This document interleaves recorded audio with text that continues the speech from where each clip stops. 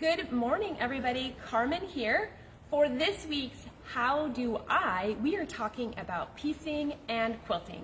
So today we are going to go over the very basics of setting up for quilting, the piecing, just piecing your quilt block together, and then some really basic quilting techniques. So I hope you enjoy this. Hopefully there'll be some tips that will be helpful for you. So you can see here I am set up. I have my machine set up here. I have an extension table on my machine, which is really helpful when you are quilting. Part of what I will also discuss as I go through today are some of the features on my machine that are really helpful, that help me in the quilting process.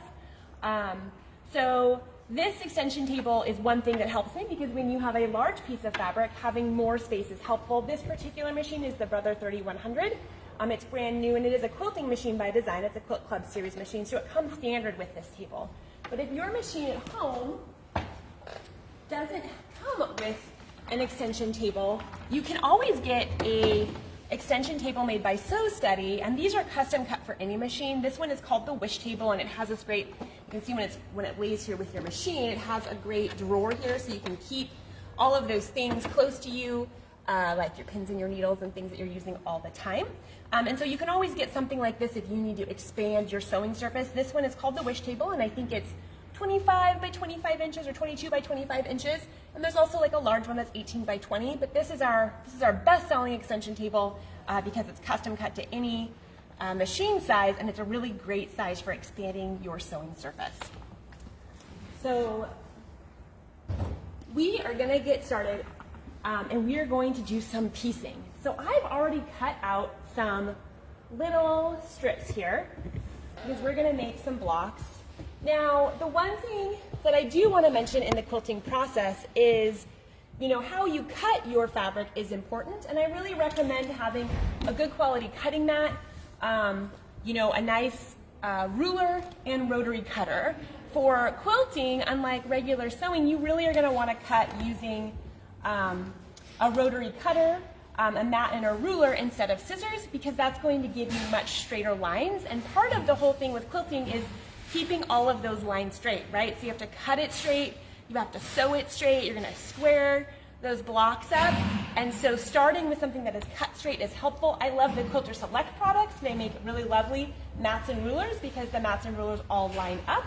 This is their new 6x12 that is for breast cancer awareness one, which is pretty fun. These are all designed by Alex Anderson, and she is a quilter, so she's designed things that she likes. I also love this add a handle. This can work with it's a Quilter Select product, but it can work with any ruler. And what's handy is then when I am cutting, I don't have to keep my hand like this, where I might like get my finger or something. I can keep it right here, even pressure. I don't have to push so hard. And then this rotary cutter has this really lovely weight, and you just push it like this to bring the blade down and just tap it to lock the blade back in. And then this one goes left or right-handed. The blade can move, so that's pretty handy. So that is all I'm going to say about cutting today, but cutting is definitely the first step to being successful in quilting. Okay, so here we are.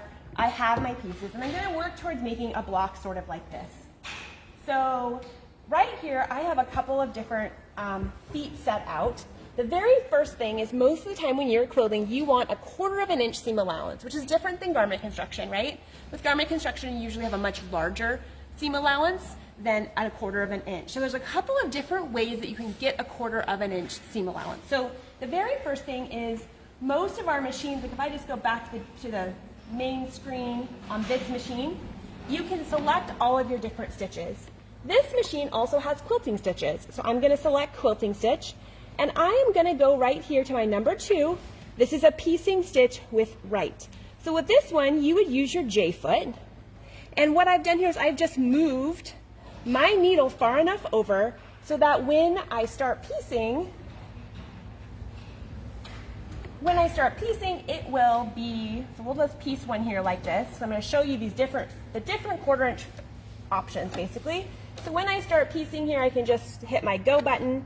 I'm going to start sewing, and this, if I keep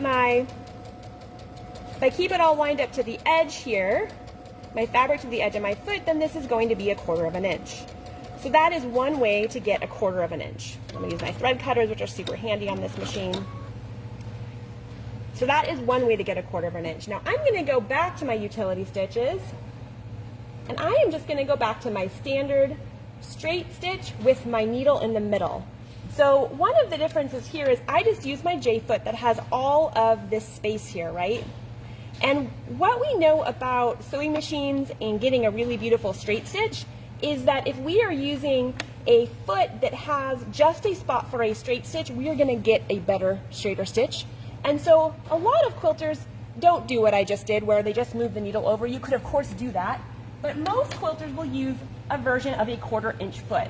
And I have 3 different versions.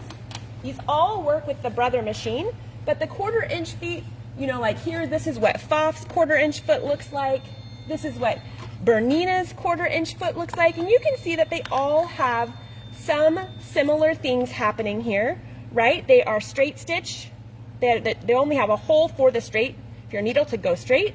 And then these ones, most of these, 3 of them anyway, also have a guide on the side. So some have no guide and some have the guide on the side. So this does seem like a lot of options. I am a fan of the guide. I love the guide. So first I think we'll do one more with like this foot here so you can see how this one works, and then we'll do one with the guide so you can see how that is a little bit different. But all brands of sewing machines make a 1/4 inch foot that will work with your machine.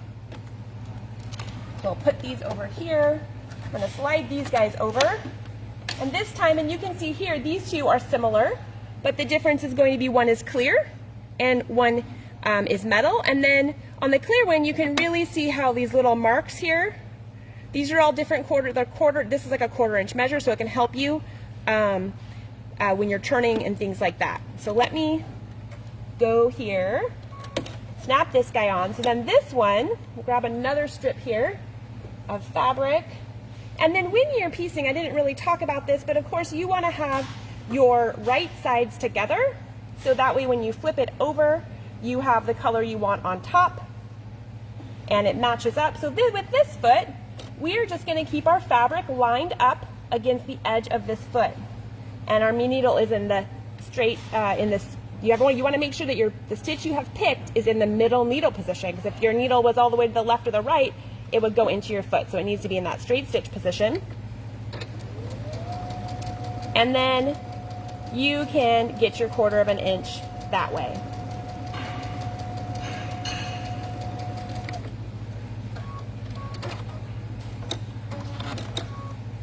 Okay, and then, and actually, I think that was a little bit big. I think actually I was probably supposed to just be lined up, now that I look at this foot. But I should have probably just been lined up right there on this flange there to really make it more of a scant 1/4 inch, but you can see, you can sort of guide how some people like a very scant 1/4 inch, some people like a little bit wider 1/4 inch. But now we're going to use my favorite foot, which takes out all of the wondering that we just sort of had there. My favorite foot is this guy because it has a flange and it takes all of the guesswork out for me, and the flange starts up higher. So let's see which color. I haven't done yellow. Let's add yellow here. So now, so also when you are piecing, right, you want to make sure that your fabric, you don't want your fabric to be like this, right? That's not going to be lined up. You want it to be as close to perfectly on top of each other as possible. These are pretty small, so I'm not pinning them. If it was a really giant blocks, you might pin them to help you. When I'm piecing, I very rarely pin, because usually I'm just sort of hustling along. So now with this one, once again, my needle is I'm doing my straight stitch in the middle position. And then here, I have this really handy little flange, and it's out in front here. So I have a much easier time guiding my fabric and keeping my 1/4 inch the same for the whole time. So this is why this is my absolute favorite foot. And you'll also notice that when I'm piecing, I am not locking my stitch at the beginning or the end. And the reason for that is because once you're sewing these blocks together, right, you are locking that stitch. And so what I do though is you probably notice that I started at the very edge, and I sew almost basically off my fabric because I want that stitch to go the whole distance. So then I am sure that when I'm sewing my blocks together, those ends are all getting caught into the stitching, if that makes sense. And the other reason why I don't lock it is it would take a lot longer, right? If you were doing when you're doing like these are very simple blocks, but sometimes blocks are really pretty like, you know, there's lots of detail, right? There's little ones, little pieces, big pieces, and as you imagine, with the more stitching there is, if you had to lock it at the beginning and lock it at the end, it would take a ton of time. But if you just make sure that you're starting at the very beginning, most of our newer machines, they're okay if you stitch like one stitch without fabric underneath them, which is really handy because then you can strip piece. You can just piece very quickly. Yes. So a question came in, is that foot available for other machines such as Juki or Pfaff? Yes, the foot, this 1/4" foot with the flange is available for all of the brands. I think I have Pfaff's version right here. And you can see its flange is a little bit different. I'll pull it out of the packaging here so you can see it. But every single brand now makes these feet. Years ago, we didn't have all these beautiful feet, but you can see there's Pfaff's version, and this is Brother's version. I do like how Pfaff has these nice markings. Those are helpful. But each brand makes about 4 different ones. Pfaff also makes a scant, they call it the perfect 1/4" foot. It's a scant 1/4" foot. So there are lots of options for each brand. We'll snap this guy on again, and here I will just sew real quick so you can sort of see what I mean by sewing off the fabric a little bit, right? So when I start here, I am going to start right, you know, at the very beginning there. I'm going to start, and then I'm going to let this sew almost off of my fabric, because if, let's say, I was doing a lot of just this, I might even do strip piecing where I get my next 2 ready, and instead of cutting in between, I just give a couple of stitches, and then I drop this guy in here and just keep on going, because that would be a lot faster for me if I'm doing a lot of piecing at the same time.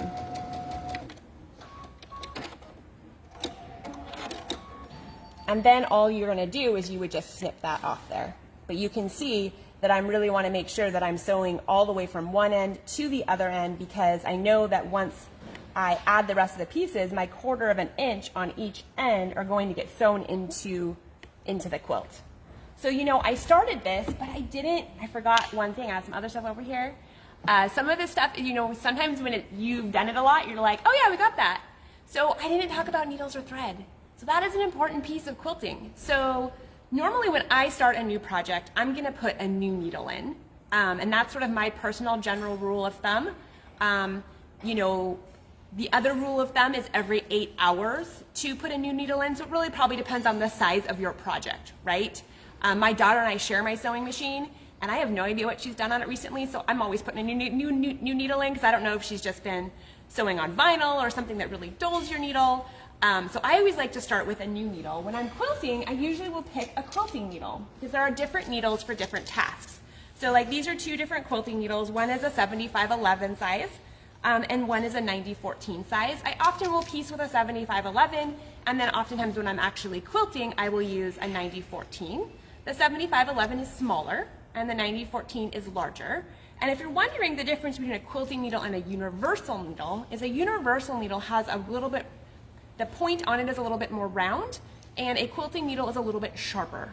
And so it does a nicer job of puncturing that fabric, giving it the smallest hole possible, right? Depending on what you're doing, maybe you always want to use a 7511. Some of this is personal preference, but I'd highly recommend using a quilting needle when you are quilting. The other rule of thumb when it comes to needles is if your machine is ever misbehaving, like skipping stitches, making loud noise, like usually with my machine I can hear when my needle has gone dull just because it sounds different, then you want to put a new needle in. Even if, let's say, you just put a new needle in and you've only used it for 30 minutes, sometimes your fabric of whatever you're sewing on can dull your needles faster.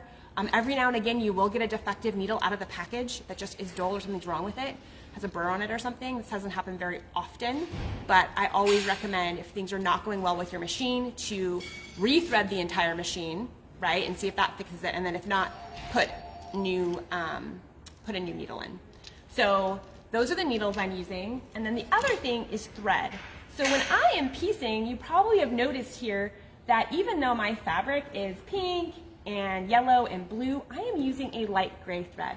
And the reason for that is that I'm going to be doing all of this piecing over all of these different colors, and gray is a nice tone. A lot of people when they're quilting will use grays, or they'll use taupes or creams, but sort of colors that can blend in. And when you're piecing, you really should never see those threads. So I oftentimes will use a large spool, so that way I don't have to change my thread as often, right? And then I have the same color. Right now I'm using the Madero Aerofill, which is a polyester sewing and quilting construction thread. But you can also use, and you can see it comes in the big spool or the small spool, and I tend to just really like buying the larger spool, so that way I don't have to, I can wind my bobbins up, and I don't have to, and I have a matching bobbin in there that matches this gray thread. And then I don't have to change it as much if I have a bigger spool. We also, I also really love the Aerofill 50 weight cotton thread. This is actually a cotton, this one up here is polyester that I'm using, which I use sometimes, but there's also, Aerofill also makes really lovely cotton thread, and we carry that as well in the stores. And this one is made in Italy, but I highly recommend with thread always picking a really high quality thread, because it's not going to be as linty, it's going to work better, it's going to give you a prettier stitch, all of those things. And at Quality Sewing, we do have all sorts of different lines of, we have the Quilter Select quilting thread, we have Aerofill, we have Aerofill, we have by Madera, so we have lots, we have Aero Quilt by Madera as well, we have King Tut, we offer quite a few different quilting threads that are all really high quality and will work well for you. Okay, so there is the thread stuff. So now we've made a little mini block, right? So the next thing we're going to want to do, if we had, made this, if a lot of times when I'm at home, sometimes I will just make a lot of these blocks and then I will go to my iron. Sometimes I want to iron as I go. So there's a couple of different options. The roll and press can be handy because you can get in here and, roll it flat. This can be handy if you just want to do some finger pressing and scoot along, right? The roll and press is a really handy tool. The other thing that can be nice is to actually have a mat close to you. Let's see if this guy is still hot. Oh, good. This is a cordless iron. It's called the Freestyle, and this can be handy to have next to your sewing area so you can get in here and press. And what you want to do, generally you're going to want to press these seams open, because then that way it's going to be more even through your quilt. Some people, depending on the quilt, might choose to press it all one way or the other, but normally you're going to press them flat like this. Usually I press it there and I'll press it this way because we want this nice and flat, so then we could then sew the blocks together. And so there's a couple of different solutions for that. So then once we have this guy together, right? Once you have a couple of different blocks together, then you sew them together. So then here we would just take this guy and flip it here and sew this together, and then you would iron it, right? I think that all is pretty straightforward. So what I've done here is I have made a little quilt sandwich, so we can talk a little bit about quilting. So we've gone through some of the basics of piecing, and now we can talk a little bit about some of the basics of quilting. So what I have here is I have two of the blocks that I've sewn together. Normally, of course, a quilt is much larger. If you've never quilted before, I highly recommend making like a quilted pot holder, right? Or something small that that is easy to complete, because then you can try stuff, and it's more fun to try stuff when it's like, you don't have much to lose. A pot holder is really easy. You can make like probably 4 blocks or one really large block, and you can practice some piecing and practicing some techniques, or you can always use just some extra fabric that you have to practice. So right here, and it's also okay if you don't practice at all. I tend to be one of those people that just sort of like goes for it, and I don't do as much practicing as I probably should. So if you're like that, that's okay too. Don't feel like you have to practice. So, so what I've done here is I have my batting, and then I have a piece of backing here, and you can see that I have it so that this is would be the top of the quilt, this is the middle, and then this would be the back. And generally, even if this was really large, you would generally want to have your quilting batting and your backing bigger than your top. And the reason for this is as you start quilting it, it is going to shift a little bit, and you want to make sure that you have enough backing and batting, because once you're all done with this, you would square it. And the other thing that a lot of people probably would have done somewhere along this process is they might have taken this block and squared these before they put them together. That would be one option to make sure it's really straight. I did not do that today. I just was making a little sample. So now we have this, and now we can talk about a couple different ways that we can quilt. So one of my favorite ways of quilting is called stitch in the ditch. And the reason for this is because I am not as proficient at free motion quilting, right? So you can see up here, this would be like free motion quilting, right? Where people have done little squiggly, you know, someone did a little squigglies here.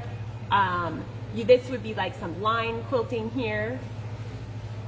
And you can see that there's lots of different types of quilting techniques. I tend to do a lot of straight line quilting. And the reason for that is because that is what I'm comfortable with. But there's lots of different ways to do quilting, but I recommend stitch in the ditch as a good starting method. The other nice method that can be easy is doing something where you just draw lines on and then follow those lines. So we're going to show you both of those ways, and then we'll also talk a little bit about free motion quilting just so you sort of know about that. So the foot that I would use for stitch in the ditch quilting is called a stitch in the ditch foot. And this foot has a flange right in the middle. So what happens here is, you can see it, I don't know if you can see it pretty well there. What happens here is this guy is going to snap on just like this. And now if I want to, you can see here, this would be my ditch, right? If I want to stitch right there, what I'm going to do is I am going to keep this flange. I am not going to look at where my needle is because that can get confusing. I'm just going to look at the edge of this flange. I'm going to start sewing. And I am just going to keep that right in the middle there. And just sew this guy. And you can see here, this is where probably tacking my fabric down would have been a good choice. Let's cut this here. So you can see here then, this can keep you, if you just use the little foot, it'll keep you right in the ditch. And you can just follow all of those lines. And that can be one way to do quilting, is just stitch in the ditch of the actual quilting. And this might be where maybe you don't want to use gray, maybe you want to pick a different color because you're going to see it. And maybe you pick a different color that you think works with your quilt. That's all up to you and your own personal preference for how you want that to look.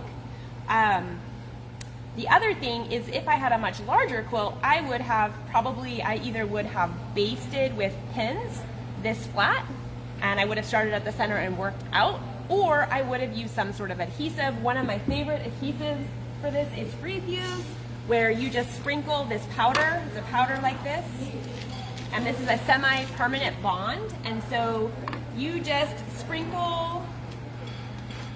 This was open, right? You would just take this here, you would sprinkle it down, you would lay this flat, you put a Teflon sheet on top, and then you would iron it, and that would hold these layers together, which will help it so that fabric doesn't shift and move when you are quilting it.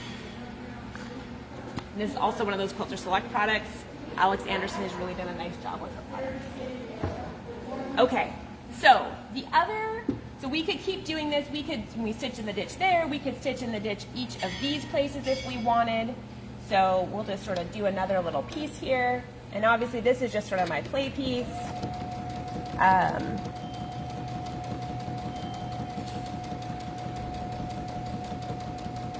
And maybe I'm just gonna go to, this is where having needle down on your machine is really handy, because maybe I only wanna go to this point there. And I could lock my stitch, and then I could do something different. So this machine does have some nice features where you can tell the machine you always want it to stop with the needle down, which you can tell it here, or you can preset it here. It has an automatic tie-off feature. It has the thread cutters, so you can preload all of those things in here. Another way to do quilting that can be sort of fun Carmen? Yes. Sorry. Diane just wanted to know if adhesives gum up your needles. That's a good question. Some adhesive do gum up your needles. Part of the reason why I love the Free Fuse is that it does not gum up your needle. It works really well. It's easy. It's not, like a lot of times previously pre-Free Fuse, I would have used like a 505 spray or some sort of just spray, but that can sometimes be messy because the spray can go almost anywhere, right? Yeah, we do that. And it, yeah, so, and that, it didn't really gum up my needle too much, but it definitely felt a lot messier. The Free Fuse is just super clean, really simple, easy to use, there's no mess, and it does not gum up your needle. So I think that picking the right adhesive makes it work better. And I think that's why Alex Anderson designed this one, because of the gummy needles and the spray mess and the things that we didn't love about some of the other ones. She resolved that with this product. Okay, so another way that we can do some quilting would be, and I meant to bring a pen and I didn't bring one, so we're gonna pretend, since I didn't, that I drew some lines here. So maybe I drew like diagonals, right? And if I had a pen, but I don't, this is sort of funny that I forgot to bring the pen out, but I want my open toe feet. So there are these great feet called open toe feet that can allow you to see what you're doing. This can be great if you're doing applique, right? So if, let's say, I was going to applique this piece on here, I could then see what I'm doing, right? And keep it right straight. I could use that middle point there to keep my my pattern straight as I go around here and turn my corners. It's also great for times when maybe you draw something on your quilt and you want to follow that, because then you can just keep it right on the line. You can see what you're doing. Or you could use the stitch in the ditch foot. It's sort of up to you. I do love having an open toe foot in my stash of feet because there are just times I want to see more and I want to see what my needle is doing, and this foot allows me to do that. And most of the brands like this, most brother and baby loft machines are 7mm, so this is a 7mm opening here.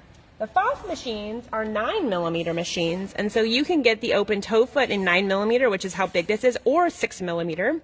And a lot of people really love, even if they have a 9mm machine, they really love the precision they can get with the 6mm foot, this little bit narrower foot. So, so those lots of good options, and yet again, all the brands have open toe feet.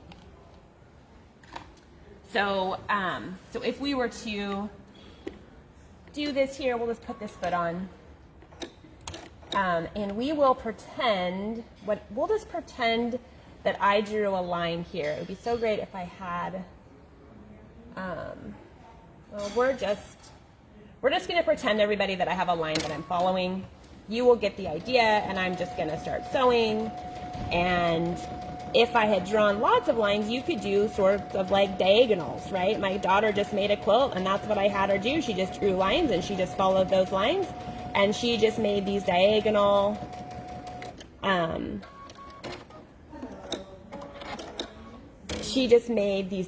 lines all the way through her quilt, and then she just followed it again. And let's say we'll just pretend normally if this was drawn, obviously it would be more straight, but we're just gonna go for it here. And I'll eyeball it. Now, Carmen, on these stitches, are you back tacking? On these stitches, I did turn the back tack on, but once again, you're gonna add a binding. You're gonna add binding, so you could back tack it or you could not. As long as the stitch goes all the way to the edge where you're gonna bind it, you don't need to necessarily back tack it. If you're stopping in the middle, then you would probably back tack it, and ideally you would pick a stitch that does a single locking stitch up and down, so that way it's just one lock and it's not like 3 stitches back and 3 stitches forward that leaves that blob in your quilt, if that makes sense. You want just that single tack. Okay, so then you could, we'll just pretend like this could all be rays, and you can sort of see how this is done here, where they've done some really beautiful rays that accent the quilting, right? So here they've, this is also echo quilting is a nice way to do quilting, which is what they've done here, because it's called echo quilting because this is the seam, and instead of stitching in the ditch of the seam, they've actually just echoed it, right? So then it accentuates this part of the quilt, and then they added these straight lines coming off, so it almost, this feels like a sunshine to me, right? So it's really fun, the different things you can do when you are quilting. So the other thing that when you're quilting and you have all of these layers of fabric, you obviously want your top layer and your middle layer and your bottom layer to all feed the same. And so a lot of people, when they are doing the actual quilting, they might use a walking foot. This particular machine has what they call the compact walking foot. And so this whole guy goes on here and plugs in. What's cool about this walking foot is that it has a lot of different feet that you can get for it. So you can use the walking foot and you can use the accessory feet. So this is the standard foot that it comes with, but you can also use this would be that stitch in the ditch foot. So you could have the walking foot capability with the stitch in the ditch, or like this is the 1/4 inch foot. So you have a lot of versatility here. This foot comes standard with quite a few of the Brother and Baby Lock machines.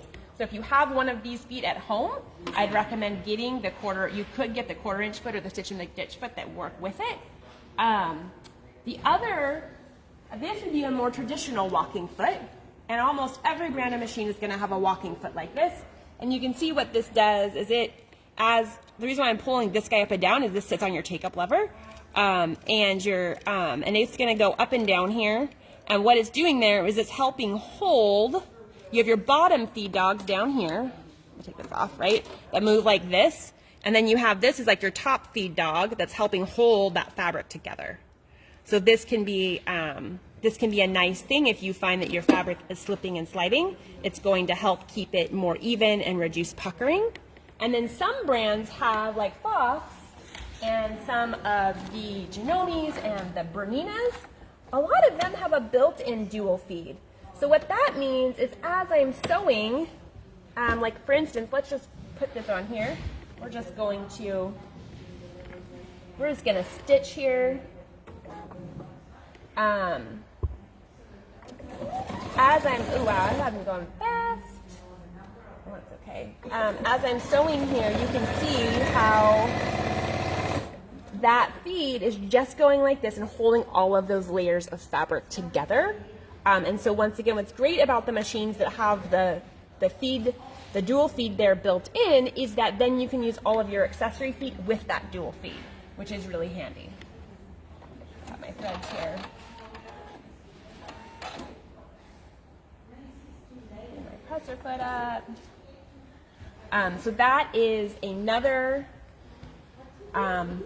something else to consider. I know it feels like I'm talking about a lot of feet today, and part of that is because having the right foot for the job just makes it so much easier, right? Like having the 1/4 inch foot with the flange is super helpful. And I oftentimes know when I go to shows and events and things and I talk to customers, a lot of customers just don't know about some of these cool feet, which is why I wanted to take time today to make this video. So if you're new to quilting and you're thinking about doing some quilting, you start with using a couple of the right feet, because it's just going to make it so much easier, and you're going to be so much more successful if you have a couple of feet to make it easier for you and to help keep everything straight.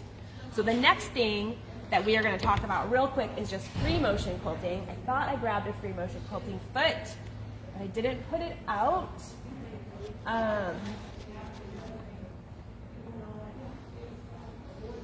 Where did my little screwdriver go? I got all excited at the end and cleaned up a little too much. So I am going to, it's just right around the corner. So maybe Carrie's going to show you some of these beautiful quilting. So you can she's going to zoom in and show you some different quilting techniques that are on these quilts, and I'm going to grab that open toe foot.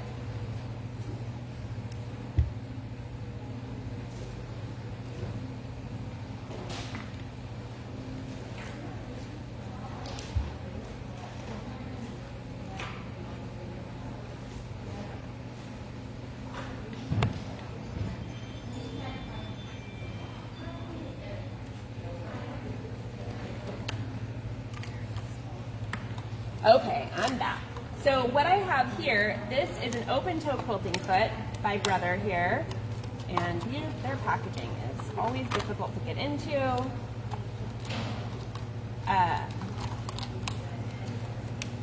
Okay, got into it here. So this is a free motion quilting foot, and this one is an open toe foot, so you can see what you're doing. You'll have noticed that most of these feet have snapped on, right? And that's for most brands. A lot of the Berninas have a whole ankle that snaps on, but they snap on. But free motion feet in general, you're always gonna need your screwdriver, and they do not snap on. You're gonna have to take off your shank, your foot shank here like this on most machines. Take it off and set it aside, and then you are going to snap this on. Every machine's a little bit different. And then this one looks really goofy because I think this is a low shank foot, but what'll give you the idea, you can see here that this is an open tote foot, so you can see all that space there, and then you can really drive it around.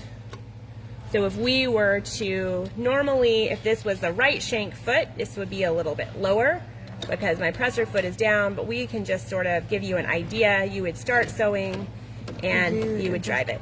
What? Did you drop your feed dogs? No, but the foot's not gonna totally work right because normally this piece here needs to be, it would need to be closer to your fabric. You can see that I have this gap here.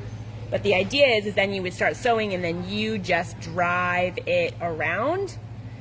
And as Carrie said, normally when you're doing free motion quilting, you are going to lower your feed dogs because you no longer want the feed dog to be moving forward.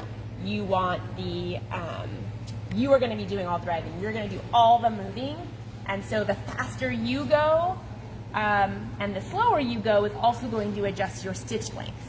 And so for a lot of people, when they first start quilting, they will start with the techniques like stitch in the ditch, doing those straight things so that way their stitch length is the same, and then they will progress into doing more free motion quilting as they get more comfortable. That's part of the reason why people love long arm quilting systems that have stitch regulators on them, or Bernina has a stitch regulator system, because that will adjust the stitch length for you when you're doing free motion like this, so you don't have to manage that. It is managed for you by the computer, which is sort of awesome.